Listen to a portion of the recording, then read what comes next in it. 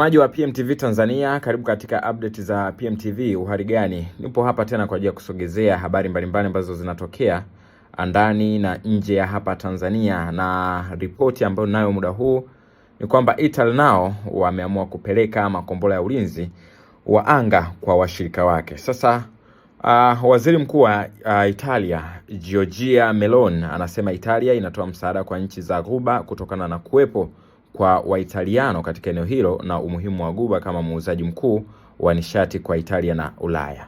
Kwa maneno haya, Italia inatuma msaada wa ulinzi wa anga katika nchi za Ghuba zilizokumbwa na mashambulizi ya Iran yaliyozinduliwa kulipiza kisasi kwa mashambulizi ya Marekani na Israel. Waziri Mkuu Giorgia Meloni huyu alisema Alhamisi ya jana.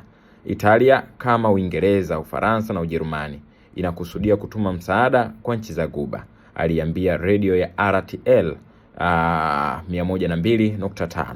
Tunazungumza kwa uwazi juu ya ulinzi wa anga, sio tu kwa sababu ni mataifa rafiki, lakini kwa sababu kuna makumi ya maelfu ya Waitaliano katika eneo hilo na karibu askari 2,000 wa Italia ambao lazima tuwalinde, aliongeza maneno hayo. Na Ghuba ni muhimu kwa usambazaji wa nishati kwa Italia na Europa. Meloni pia aliulizwa kuhusu uwezekano wa kuhusika katika vita vya kambi 3 za kijeshi za Marekani nchini Italia. Alisema tayari walikuwa na idhini ya operesheni zisizo za mabomu na mabadiliko yoyote katika hili yatalazimika kuzingatiwa na serikali yake na labda bunge la Italia, lakini hadi leo hatuna maombi katika swala hili, aliongeza hayo. Je, haya ambayo yanazidi kuendelea na mataifa mengine yanajitokeza kutoa msaada yatachochea zaidi mapigano haya?